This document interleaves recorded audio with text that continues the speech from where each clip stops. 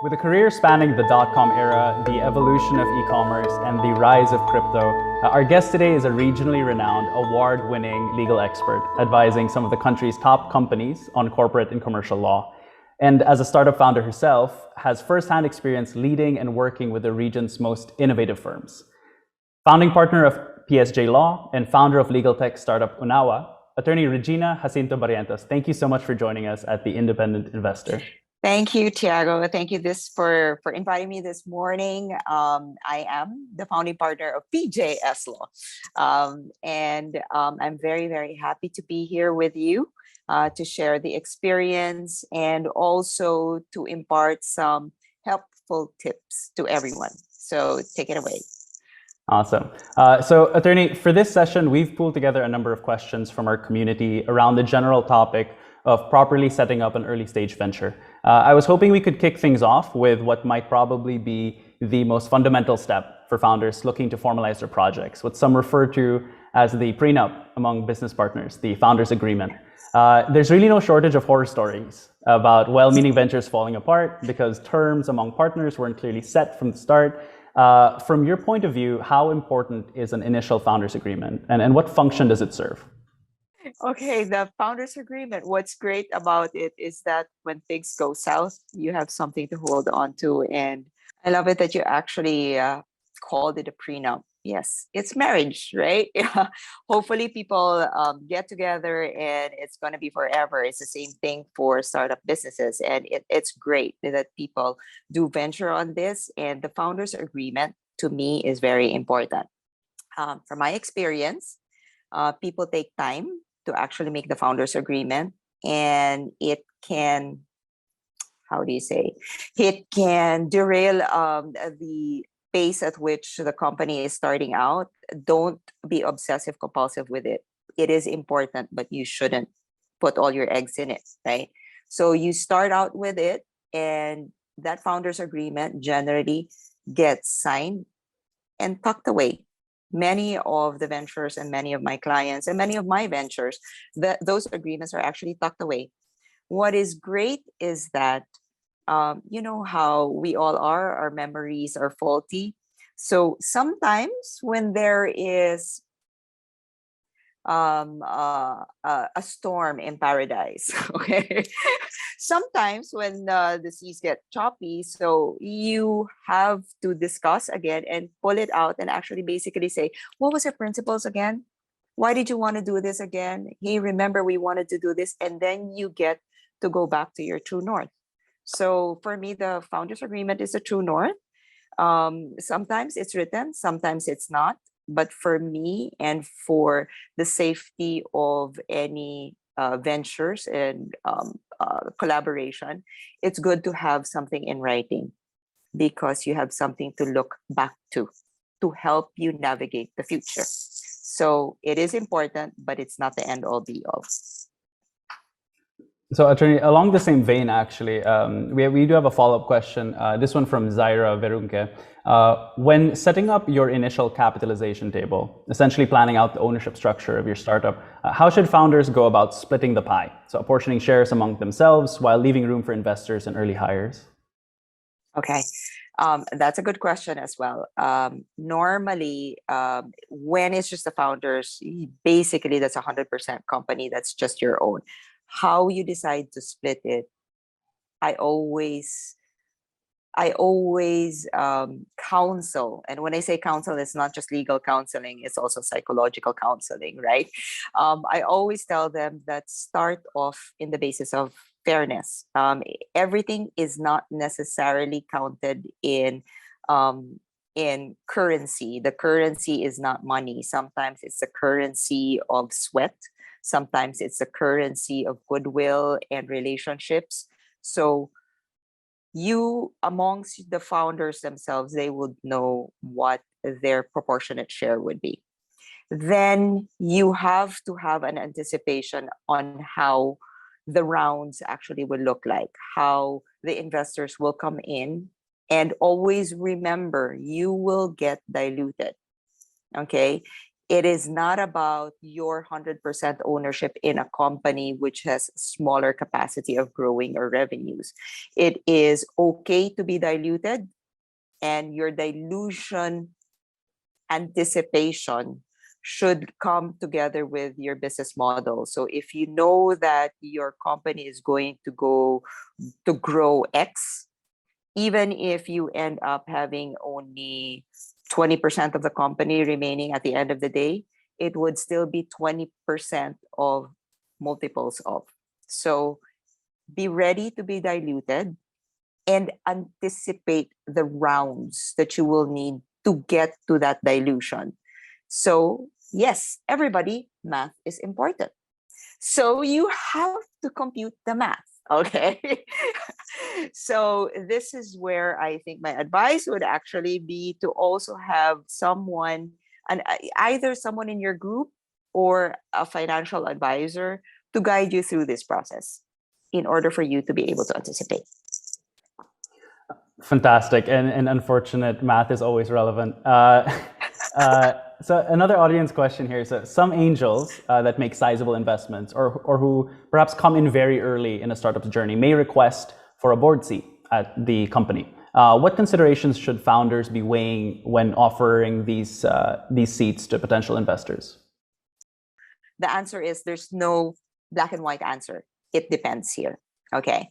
So the board seat normally is a seat wherein a board member actually performs a particular function. It's a function of providing advice, providing strategy for the company. And that is actually very, very helpful. I've seen angel investors who have taken that position who have added significant opportunity for the startup. I think that's great. I think that's the first one. So there's no black and white. And number two, always look at how that board member, that board seat can be beneficial for the company. Third is also be aware that, as I've said, you will have rounds of investors and the real investors will come in and the real investors will demand that board seat. Okay, so technically you have to have certain provisions or arrangement that one or two board seats will have to fall away, or the right to that board seat has to give way when the investors actually come in. And that's when the angels already technically will have to give up or may want to give up their positions because the real investors are already in place. Again, no right or wrong answer. It's about the feel of the new parties coming into the company. So identifying early on what exactly is that strategic value, right? What strategic role these angels can play. Absolutely. Yes. Now, Attorney, on the topic of investments, you've advised companies of all sizes through PJS Law, through your own ventures, overseeing countless mergers, acquisitions, investments. When it comes to startups and early stage businesses, what are some of the most common oversights or mistakes that you see among entrepreneurs who are raising capital for the first time? So usually the startup companies, because and they have prioritized, and I think they really should prioritize business, gaining traction into the community, getting those customers, creating value, etc. I think that's your focus. But while you have that focus, you always have to have someone who should be responsible among the group to be your compliance officer. All of these documents, from SEC documents, yearly general information sheet submissions, business permits, payment of taxes, if there are additional contracts or clearances or notices that have to be submitted with other special government agencies, you're on an online business. And the online business right now is not a easy field to actually navigate. There's a lot of regulations that goes in place. So double check if your National Privacy Commission compliance, your data privacy documentation, your AMLA check, that's the Central Bank of the Philippines, all of these details, your bank accounts, your signatories, your employment contract. They're the boring part. They have the tendency of actually delaying business, but you don't need to involve everybody to complete this. Just have one person, and that person regularly updates everyone. That makes now the entry for an M&A, for an investor to come in, very easy. Much, much easier and faster. And this is a bit of a quick follow-up question, but are there any other common mistakes you see among early-stage entrepreneurs, perhaps copying contracts off of the internet? That's fairly common. Missing out on important tax considerations. Are there key people you should be bringing onto the team early on to address those as well? Yes. To me, I try to visualize it. Always consider having a lawyer part of the DNA of the team. Not that, and take note, the lawyers cannot be the tail wagging the dog. Okay. And the tendency of over-reliance with lawyers can have a chance of actually delaying some aspects of the business. So it should be a perfect mix. And for me, the perfect mix is actually this. It's like having the company be trekkers. They are mountaineers, and my gosh, you've got the whole world to discover, unravel, and take opportunity to discover. You're trekking, but always have a base camp, so that wherever you go, you have a base camp. Wherever you go, you have a base camp. And to me, your base camp actually would be your lawyers and your auditors, or your tax consultants, or even your investment banking friends. These are your base camp, to which at one point in time you come back to them. Okay. And your base camp is not a mind reader. They don't know which direction you're taking and if you're hanging on a cliff or you're enjoying the sunrise, right? You have to communicate always back to base camp. And when you communicate with base camp, that's when also you get to check and they get to check with you. And while you're doing these checkpoints, you have the opportunity to actually correct mistakes or seize also opportunity to catch the proper documentation filing or payments. So it's discipline. If anything, it's discipline. Awesome. Now, there's another audience question here. Realistically, at what stage in the development of a business should founders look to register or incorporate their ventures? Very good question. Very, very good question, actually. And it's always asked of us. If you ask a lawyer, the answer legally is at the start, incorporate your company. That's the legal answer. Okay. Now go to the real world. Okay. When in reality is that the setting up of a company actually will make it cast in stone. The moment you have a company, it's there. And if you don't like it anymore, you have to go through a dissolution process. Setting up a company in different jurisdictions, I would actually venture to say in different jurisdictions, it's easiest to actually set up a company. It's much easier. In the Philippines, it's easier now because we have one person corporation, so you can set it up. But it's not that easy. It's not a one-day process. So you just need to give yourself lead time. So the question is when? The ideal time to actually set up a company is when you already end up getting into contracts. When the client is about to already enter into a contract with a revenue generating activity, meaning with clients, definitely before that, the entity has to be in place. Prior to that, it could be still informal to get the traction going. And when you know as a company, and I think your venture capitalist investors will already tell you when you're going to set up the company, that's when you set it up. And quite a number of Filipino startups, largely in fintech, I've noticed, have opted to incorporate outside of the Philippines, whether in Singapore or in Hong Kong. When would that be strategically advantageous for a startup? I'll go back to your founders agreement. Even in your founders agreement, when you know what your goals are and what the business model actually is, and as you're projecting your round one, round two investment, you more or less will get to see the flavor of the opportunities that you have and where your investors will be coming in. When you have a business model, you need to see where the taxes are, and you need to have a tax efficient structure. That's when the opportunities actually of setting up in Singapore, in the US, Delaware will come into play.